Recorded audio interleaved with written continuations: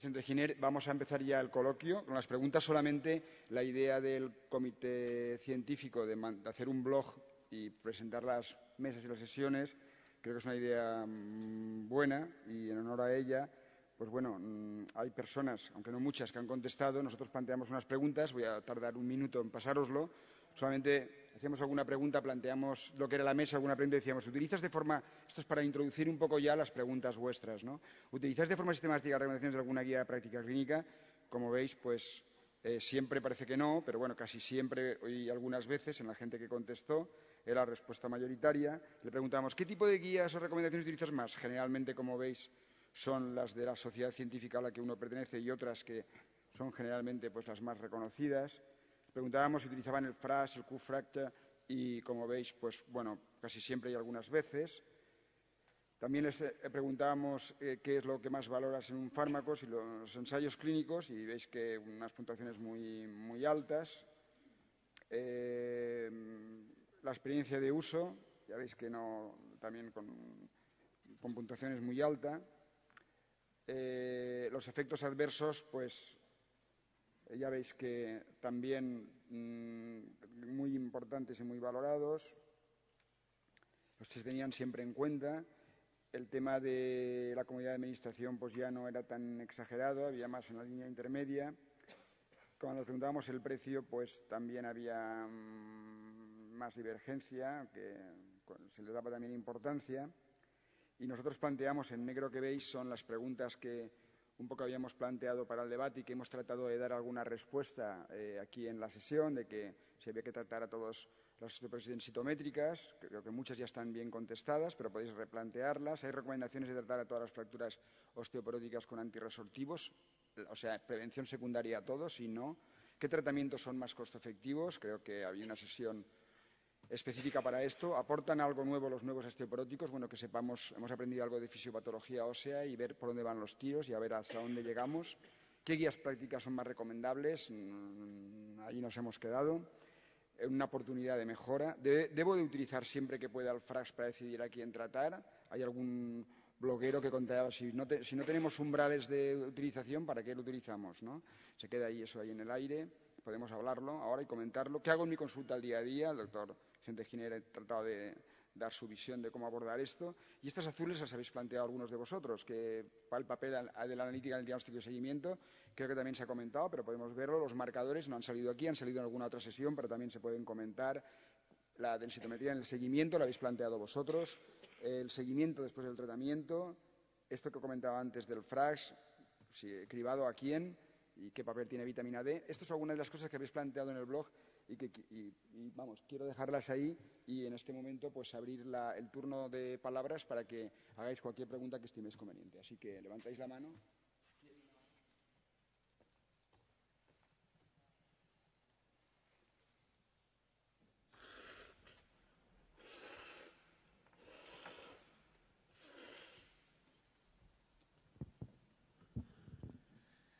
Buenas tardes. Felicitar a toda la mesa, pero en concreto quiero felicitar a la doctora Beatriz González por su exposición rotunda, clara, de un tema que normalmente, no sé si, a veces intencionadamente, yo creo que se hace oscuro. Entonces ha sido clara y fantástica la exposición. Felicidades. En torno a su exposición, un comentario y luego una pregunta. El comentario es sobre los que atinadamente dijo sobre el riesgo relativo y riesgo absoluto. No hace nada, acabo de leer un artículo del Archives, de Meyer, que volvía a hablar de las fracturas atípicas, las fracturas diafisarias de fémur. Este artículo lo leí y accedía a unos comentarios de los editores del New England. El primer comentario que hacían, cuando hablaban de ese artículo, era sí, pero el riesgo absoluto es muy bajo. Claro, evidentemente, cuando estamos hablando de complicaciones de los fármacos, hablamos, como tú bien dijiste, de riesgos absolutos. Cuando hablamos de ventajas, hablamos de riesgos relativos, ¿no? Fantástico. Bien, mi problema con el tratamiento de la osteoporosis no es tanto a quién le doy tratamiento, no digo que no sea un problema, sino a quién se lo quito. Porque al menos en mi área de salud los traumatólogos se han dedicado a disparar a todo paciente que pasaba con bifosfonatos y ahora con otros tratamientos mucho más caros, en muchos casos sin un criterio claro, una simple osteopenia, ¿no? Entonces, yo he estado quitando muchos tratamientos con criterios cualitativos después de 5 años muchas veces, y leí con mucho interés estos artículos que salieron en el New England recientemente, que has comentado también, Beatriz. Y en estos artículos, bueno, por lo que yo interpreté, y a mí me dejó un poco mal el tema, ellos plantean que con un T-score por encima de -2, suspender a los 5 años, entre -2 y -2,5 en función de la historia de fracturas, y si el T-score es menor de -2,5, pues mantener el tratamiento al menos otros 5 años. Resumiendo mucho, es lo que planteaban. Claro, yo no tengo acceso a la densitometría. Entonces ese es un problema. Y también esto, yo nunca me he quejado demasiado, de otras cosas sí, pero de la densitometría no mucho, porque yo siempre pensé que era una prueba de gran interés en investigación, pero de muy poquito interés clínico individual, porque yo tenía el concepto de que era una prueba con mucha variabilidad y muy poco valor predictivo a nivel individual. Entonces esa es la pregunta que le dirijo sobre todo al doctor Giner. O sea, realmente, ¿qué hago? O sea, las densitometrías, porque tú en el planteamiento, bueno, que era el planteamiento de inicio de tratamiento, que me hizo gracia que en el inicio de tratamiento planteabas hacer densitometrías en tus protocolos, me parecieron buenísimos, y ya te los pediré por correo. Y, sin embargo, en la retirada no planteas la densitometría, al revés de lo que plantean los autores del New England. Entonces, bueno, eso por un lado, y por otro lado, si realmente piensas que la densitometría a nivel individual es una prueba útil y necesaria. Es una prueba muy útil y necesaria, pero es un factor de riesgo más. Acuérdate, creo que era la segunda diapositiva que yo he puesto, factores de riesgo de fractura. Es uno más, importante. Por lo tanto, hay que pedirlo. No se recomienda el cribado universal porque no es coste efectivo. Bueno, hay quien lo recomienda, pero pocos lo recomiendan. Nosotros no lo recomendamos.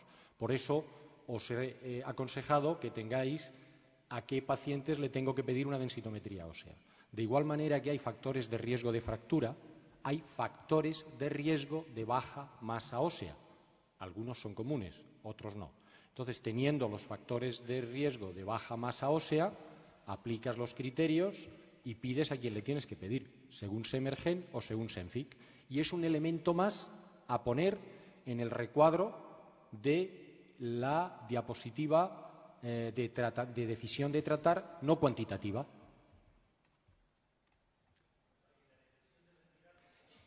En la decisión de retirar sí que lo he incluido. Acuérdate que decía riesgo bajo, menores de 65, mayores de 65 con osteopenia. Riesgo alto, fractura osteoporótica ya. Riesgo intermedio, y ahí volví a meter edad, que es muy importante, y densitometría. Pero ojo, siempre considerando si existen otros factores de riesgo de fractura. No es lo mismo, os lo he comentado ahí, que aparte su madre se haya roto la fractura, que tenga un índice de masa corporal menor de 20, que no los tenga, aunque tenga la misma edad y la misma densidad mineral ósea. Los factores de riesgo suman. No sé si es una aportación, pero yo creo que la densidad mineral ósea, el tema es etiquetar riesgo bajo, intermedio y alto. A lo mejor muy alto está muy claro, muy bajo también está muy claro y, como siempre, lo del medio es lo difícil, ¿no? Pero el valor de la densitometría, en la manera que contribuye a a determinar un riesgo alto para tratar, yo creo que en principio participa de la misma forma en determinar un riesgo alto para mantener el tratamiento o no mantenerlo, ¿no? De la misma manera que contribuye para tomar una decisión en tratar. Si a lo mejor estos de los efectos adversos nos han venido muy bien porque nos hacen recapitular, ¿no? Y esto lo hacemos, la verdad, ¿no? Pasa una cosa de estas y lo que hacemos en la consulta es decir, bueno, y este paciente que está tomando 3 años, lo vuelves a ver, que a lo mejor si no le prolongas la TLT y no lo miras. Y lo recapitulas otra vez y dices, oye, pues si este no tiene riesgo, se lo quito. Seguro no tiene. Bueno, pues tengo dudas. Pues bueno, ahí a lo mejor entran muchas cosas de las que hemos hablado, ¿no? De hablar con el paciente, de decirle sin sesgos los riesgos que tiene y los beneficios que puede tener. Y luego hay otros que tienen un riesgo muy alto, sin densitometría, una fractura de cadera y antecedentes familiares, y no sé, y se lo mantienes. Yo creo que de la misma manera, ¿no? Que quizá debe contribuir al darlo que al quitarlo, ¿no? Más preguntas, que seguro que hay muchas.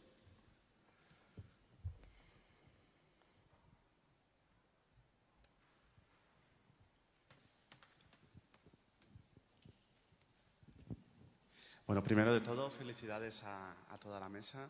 Quería plantear dos preguntas. Una al doctor Giné, de unas nuevas voces que se están escuchando de dar bifosfonato como máximo 10 años, pero en aquellos pacientes de muy alto riesgo plantearse unas vacaciones terapéuticas de unos 2 años y luego volver a introducir un bifosfonato.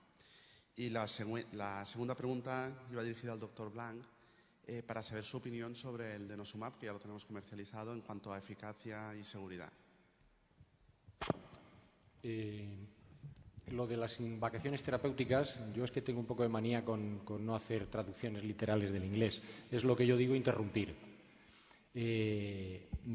Efectivamente, en el caso, estaríamos en los casos intermedios, en los que no está claro si el riesgo es tan alto como para continuar o tan bajo como para seguir, una opción es interrumpir. La FDA, en el documento que ha hecho mención Beatriz y que yo también he puesto, parece bastante claro que la acción de los bifosfonatos se mantiene en el tiempo y que probablemente no interfiere demasiado en el riesgo, en reducir el riesgo de fractura cuando se interrumpen. Pero de cualquier manera no está claro. Es decir, que tú puedes interrumpir, lo que no está, tú puedes interrumpir con un riesgo aceptable de que no va a pasar nada, de que no va a haber aumento de fracturas, pero no del todo. Y en todo caso, lo que sí que no está claro es cuándo tienes que volver a reiniciar y qué parámetros te pueden ser útiles para decidir que ese paciente está perdiendo la protección que le estaba dando el bifosfonato y, por lo tanto, tienes que reiniciar. Hablan de los marcadores de remodelado, pero los marcadores de remodelado en primaria no disponemos de ellos y la variabilidad individual es tanta que realmente no son útiles en el día a día. Hablan de la densidad mineral ósea, de irla controlando, la densitometría ósea, pero tampoco está claro los valores que te pueden alertar de que ese paciente ya puede estar otra vez perdiendo la protección del bifosfonato. Con lo cual, a lo práctico, si es de riesgo moderado, medio alto, interrumpes y sustituyes por otro fármaco que no sea bifosfonato. ¿Que no tienes buena alternativa? Pues lo sustituyes y lo vas valorando. ¿Cómo lo vas valorando? Pues realmente no lo sé. Bien, en cuanto a lo que me preguntaba sobre denosumab, no he hablado de denosumab porque denosumab es presente, está comercializado. Denosumab es un anticuerpo monoclonal de fusión humanizado completamente que inhibe el RANKL, como he comentado, y tiene un efecto sobre la osteoclastogénesis, impidiendo la formación de osteoclastos y su actividad y aumentando o disminuyendo su vida media, ¿no? Es un fármaco que tiene como indicación el tratamiento de la osteoporosis posmenopáusica de alto riesgo. Se da por vía subcutánea, 2 inyecciones al año, una cada 6 meses, y tiene una fuerte evidencia de su eficacia antifractura vertebral, antifractura de cadera y antifractura no vertebral, o sea, todas las fracturas que no son vertebrales. Ha demostrado eficacia en 3 años, hay estudios de tensión hasta 4 y 5 años. Es un efecto, desde el punto de vista fisiopatológico, interesante porque tiene un efecto reversible. O sea, en el momento que dejas de dar denosumab, enseguida los marcadores de resorción vuelven a los valores basales. Eso es muy interesante, ¿no? Se ha comprobado también que es eficaz en los pacientes que han sido tratados previamente con alendronato. Y en cuanto a efectos secundarios, yo tengo experiencia de casi 1 año.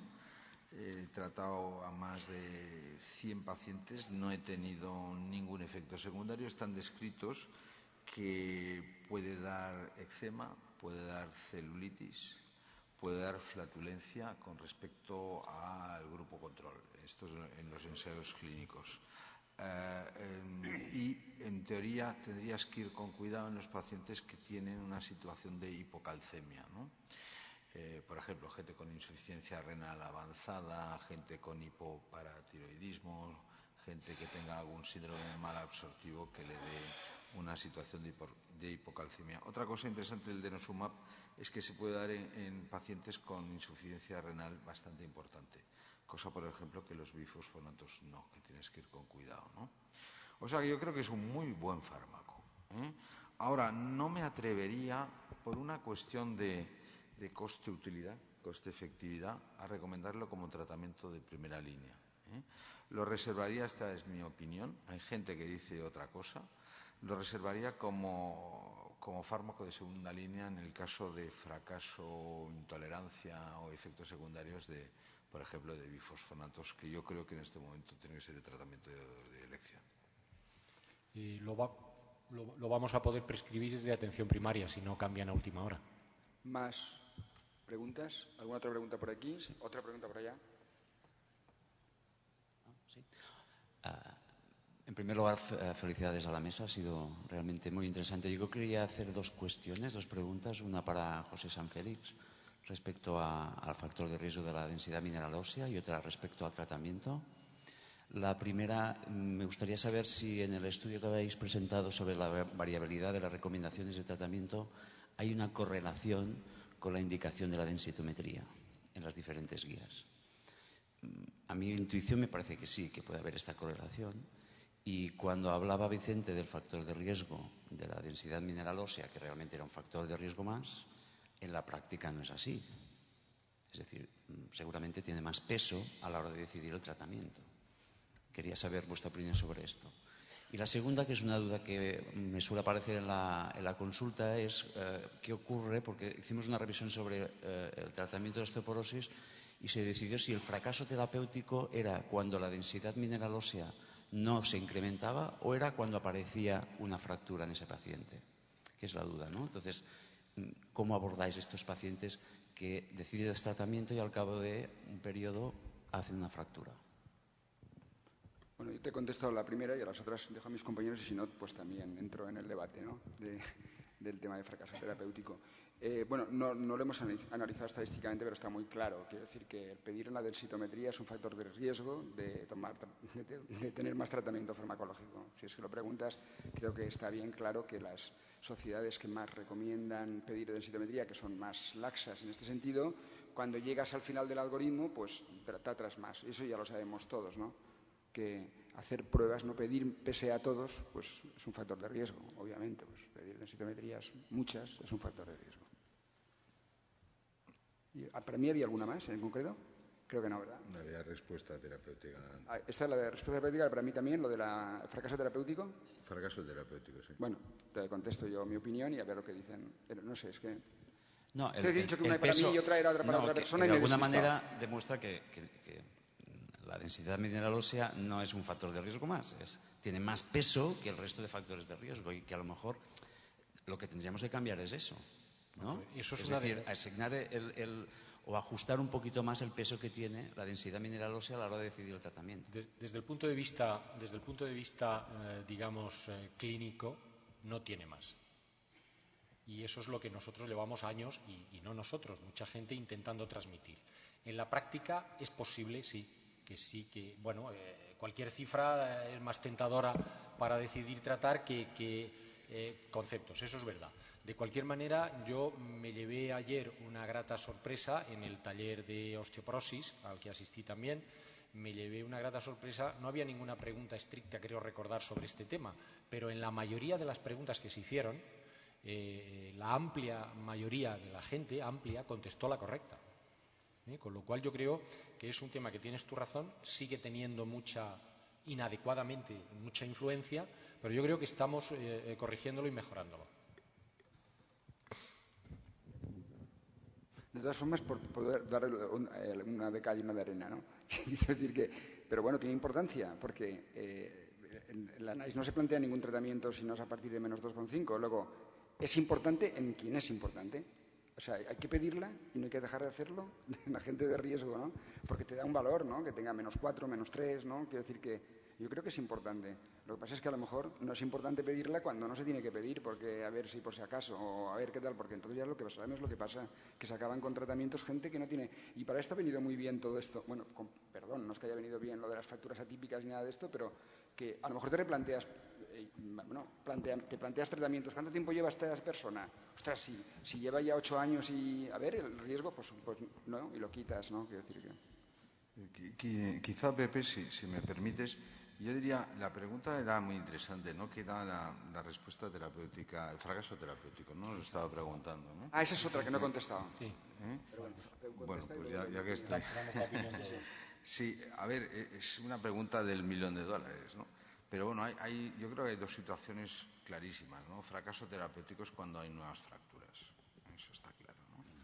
Y después, la segunda cuestión es cuando tú tienes un paciente que no se te fractura, pero que, y ahí va el hilo de lo que te quería comentar, la densitometría a mí me sirve también para monitorizar la respuesta terapéutica, ¿no?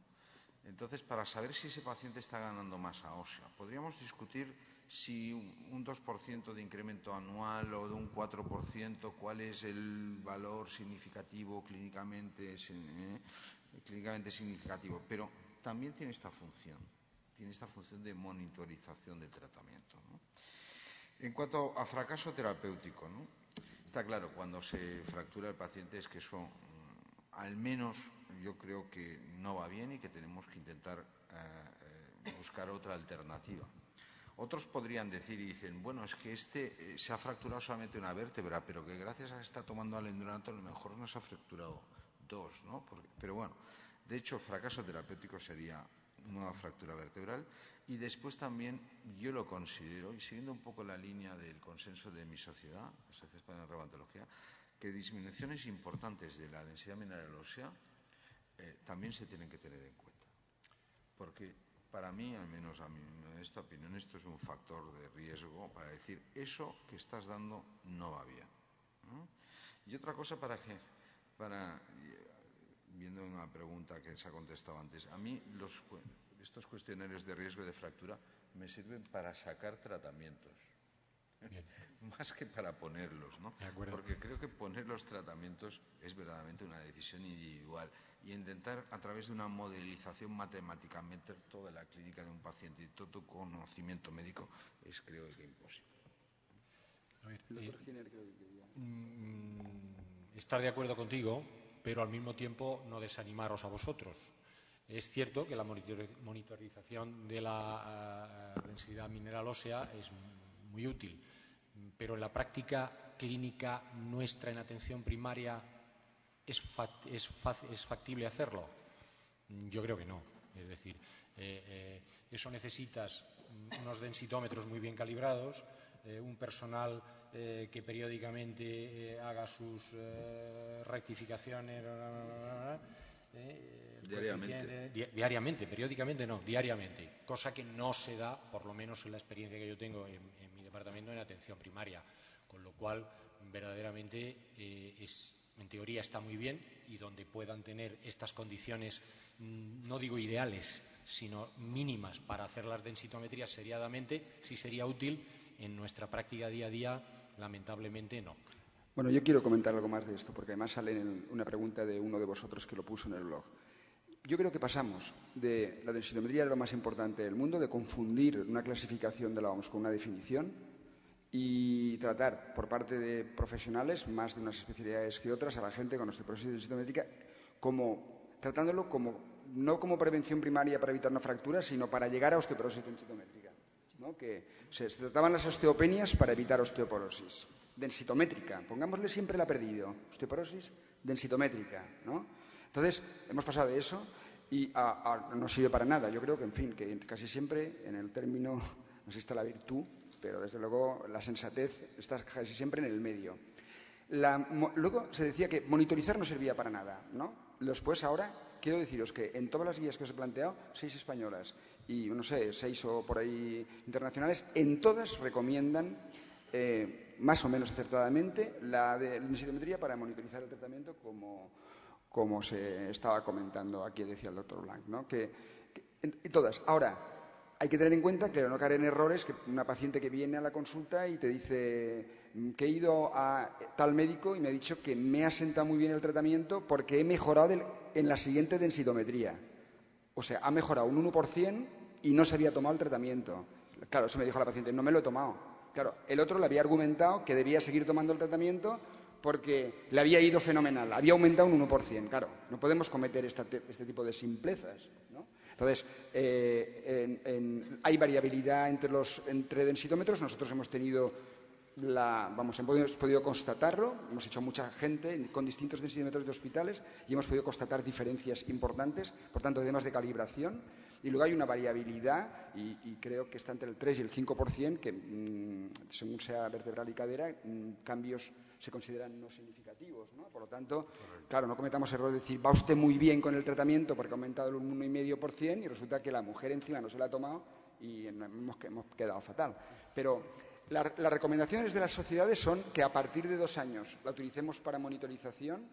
En general hay unanimidad en la gente que no tiene riesgo, que no impones un tratamiento pero que tiene un cierto riesgo. En casi todas dicen 5 años o en algunas dicen 5 años, y en situaciones especiales como pacientes que toman muchos corticoides, pacientes de alto riesgo y tal, disminuyen este periodo a 1 año, alrededor de 1 año en algunas sociedades. Esto es así, que vamos a publicar un artículo en relación a esto, a esta variabilidad, y podéis ver en unos cuadros, ¿no?, sintetizados, que esta es un poco la unanimidad de las recomendaciones en las guías de las sociedades científicas que manejan el aparato locomotor, ¿no? Carlos. Perdón. ¿Otra persona había por allí? Disculpa.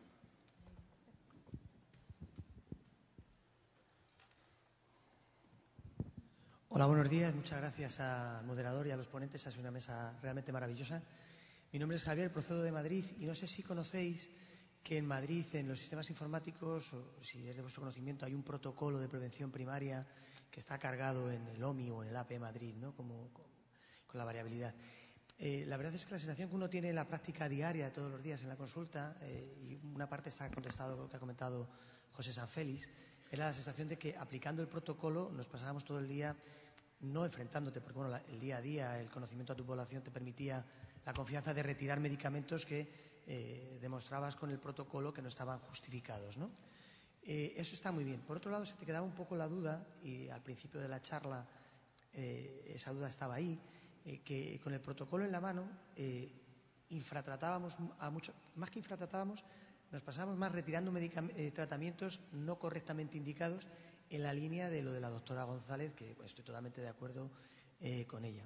Tras la segunda charla, pues me generaba dudas de si realmente estaba siendo demasiado radical a la hora de estar retirando muchos tratamientos, a mi modesta opinión, no correctamente indicados.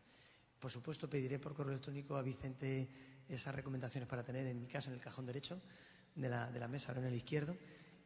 Pero mi duda es, teniendo en cuenta un poco el protocolo que nosotros tenemos colocado en el ordenador, teniendo en cuenta que en los casos en los que podrían cumplir alguna de las puntuaciones de riesgo y criterios para iniciar tratamiento, no cubriríamos hasta los 5 o 10 años, o perdón, lo planteo de otra manera. Si el máximo tiempo de tratamiento se habla de 10 años, y la edad media de nuestras mujeres, según ese protocolo, en la que se empieza a fracturar la cadera o fractura vertebral, está en torno a los 83 años, algún compañero de Madrid hay por aquí que me corrija. La duda era, ¿suspendo el tratamiento cuando esa señora tenga 80 años? ¿Espero para llegar más cerca? Es lo que yo hago, no sé si es bien o mal. Intento aguantar la medida de lo posible el tiempo para estar más cerca de los 80 años, que es cuando hay más riesgo de fractura. ¿Qué sería la recomendación más correcta? Y felicitaros nuevamente por esta mesa. Gracias. A ver, la pregunta concreta era... Sí. A ver, yo creo que no hay que esperar si en el momento que tú tienes que tomar la decisión el riesgo es alto. Tenga la edad que tenga. Porque si el riesgo es alto hay que tratar. ¿De acuerdo? Si el riesgo es bajo, ni te lo planteas. Los casos más complicados serían los de siempre, los de en medio. Pues en medio, en los casos estos, te lo tomas con calma y te lo piensas. Le pides la densitometría si hay que pedirla, le pides, si no tienes una radiología de columna, centrada en tal, por si ya tiene alguna otra fractura vertebral y decides. Pero, a ver, en principio, esperarte por si llega a la edad y se le pasa y trato mucho tiempo con bifosfonatos, si es de riesgo alto o medio alto, yo no me esperaría. Si es de riesgo medio bajo, pues una actitud prudente puede ser asegurar la ingesta de calcio y vitamina D y esperar.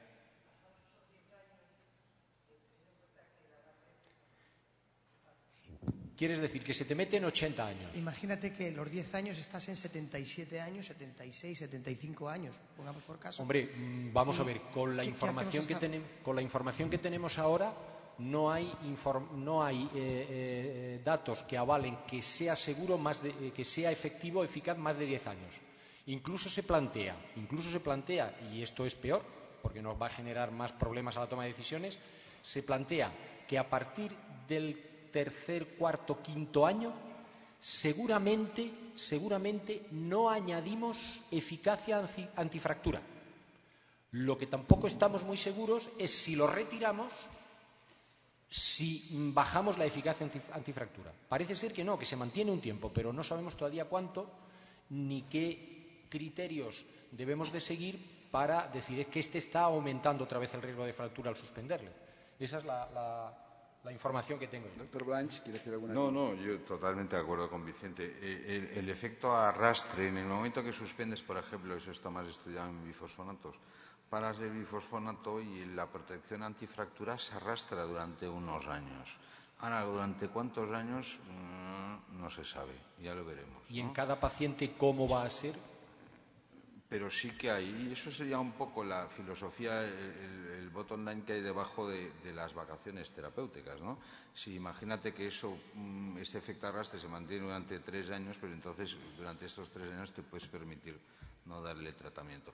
Y ahora te voy a contraargumentar, en el sentido de decir, se ha visto también que si vas manteniendo el tratamiento se mantiene incluso con una cierta tendencia a mejorar la reducción de riesgo de fractura. O sea que yo creo que, para decirlo de alguna forma, no sé si estáis de acuerdo, no se puede contestar de una forma taxativa a esta pregunta en este momento. Totalmente. Yo creo que es lo que se puede decir. Si os parece, un par de preguntas más, que son la hora de finalización de la mesa. Habían 2 aquí, creo, ¿no? Habían 2 preguntas aquí. Sí, hola. Yo quería preguntar respecto a las fracturas atípicas, los factores de riesgo para tener una fractura atípica, ¿cuáles son?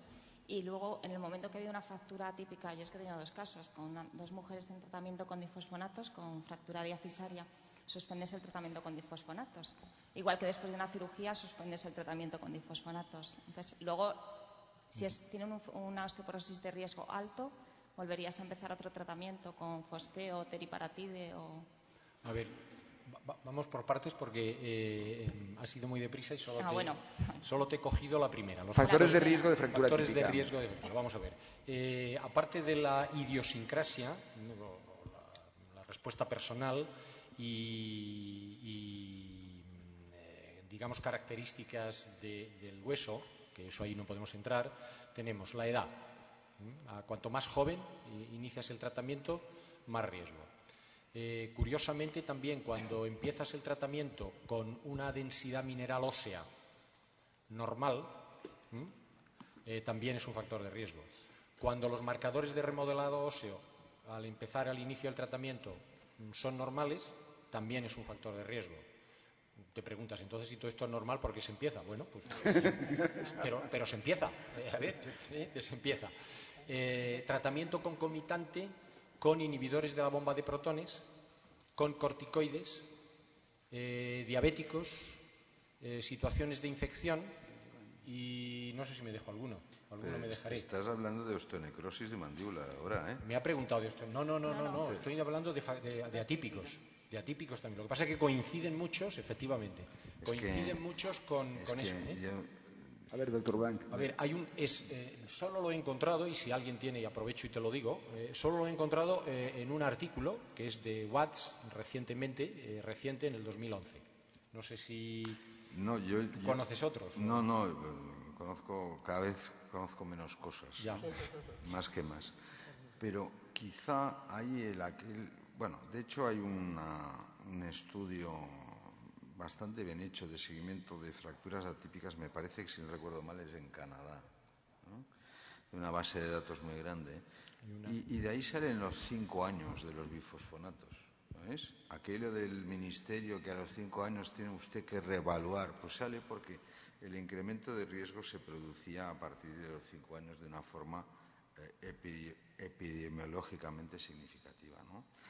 Cuanto a factores de riesgo clínico, evidentemente Vicente debe tener razón, pero es muy idiosincrático, ¿eh? No creo que haya... Lo que no se puede imponer es bifosfonatos a la gente que no le toca. Y eso es lo peor. Y hay muchísima gente que está con bifosfonatos que no le han tocado nunca, ¿eh? Eso yo creo que es lo primero, ¿no? Si los bifosfonatos están bien indicados, si el paciente tiene riesgo, pues continúa dándolo. ¿Cuántas fracturas atípicas hay? 1 por 10.000, 1 por 100.000. Estamos hablando de que los bifosfonatos evitan 99 fracturas de cadera por una que producen atípica. Estamos hablando de una ratio brutal a favor del tratamiento, ¿eh? O sea, yo creo que, yo le digo, el fenómeno soufflé. Esto de los bifosfonatos, de las fracturas atípicas es un soufflé que ya veréis cómo va después a pinchar, ¿no? Y va a bajar. Yo incluso no sé si está apareciendo toda esta historia porque hay otros fármacos que no actúan así. No quiero señalar a ninguno, pero curioso, ¿eh? Sí, se acaba la patente, ha aparecido toda esta historia 40 muertos. Cuando tenemos... exactamente. Y tenemos fármacos que son reversibles. Suele ocurrir, sí. Hasta aquí puedo leer. Una última pregunta, por favor, que nos quedamos sin comer. ¿Hay alguna? Carlos, ¿tenías una? ¿Última pregunta? No, todo esto, por ser breve, sumado al incumplimiento, ¿vale? Entonces, sabemos las herramientas en atención primaria de cómo controlar el cumplimiento, pero cómo saber quién va a cumplir y quién no va a cumplir. Lo digo por las experiencias que hay, efectos secundarios, reacciones, si va o no es eficaz, pero si no cumple, todo esto no tiene sentido, ¿no? Con el incumplimiento tan grande, que también aquí vienen los nuevos, ¿cómo trabajas eso, ¿no? ¿Cómo trabajas quién va a cumplir y quién no? Y los estudios de cumplimiento, ¿qué porcentajes nos dicen? Bueno, Alejandro Tejedor nos planteaba ayer comiendo que hoy montáramos una mesa de adherencia y de cumplimiento. Pues, Carlos, tendremos que hacerlo, pero porque no, yo creo que vale la pena tratarlo. Señor coordinador. A ver, tema del cumplimiento medio en broma, ¿eh? Yo es que tengo un humor que no siempre se me entiende. Yo tengo un compañero de salud pública que dice, ¿el incumplimiento? Gracias al incumplimiento tenemos menos efectos secundarios. Dice, porque si todo el mundo cumpliera lo que le decís vosotros los médicos, sería el colmo de efectos secundarios. No, evidentemente es una broma, pero tiene razón, es un problema muy grave y hay que, pues insistir y buscar fármacos que lo faciliten. Bueno, muchas gracias a todos vosotros por asistir. Un último comentario. Bueno, va. Creo que en general vamos por buen camino. Todos los comentarios y recomendaciones que he oído durante el Congreso sobre osteoporosis, sobre el manejo de la osteoporosis, me parecen muy razonables. Solo, desde mi modesta opinión, no soy asistencial, pero convivo con ellos y quería incidir en un par de aspectos, y es que en los estudios que hemos realizado en la Comunidad Valenciana sobre adecuación, aproximadamente el 50% de los pacientes con tratamiento para la osteoporosis no son adecuados con los criterios de ninguna guía, y eso es un aspecto sumamente importante. Obviamente hay un grupo un área de grises grande, pero el 50% de los pacientes en tratamiento no tienen ningún criterio bajo ninguna guía, y esto es muy relevante. Y también hay un grupo pequeño de pacientes, hay un grupo también importante de pacientes con clara indicación de tratamiento, como que no hay ninguna discusión en ninguna guía, por ejemplo, en prevención secundaria de fracturas de cadera, que también están en torno al 50% de los fracturados al alta hospitalaria no reciben tratamiento. Y creo que en estos grupos es en los que hay que hacer especial hincapié. Bueno, pues gracias por el resumen, porque de eso se trata, ¿no? De disminuir en eso estamos. De eso se trata. Gracias a todos por vuestra participación y inmensas gracias a los ponentes por su participación. Muchas gracias.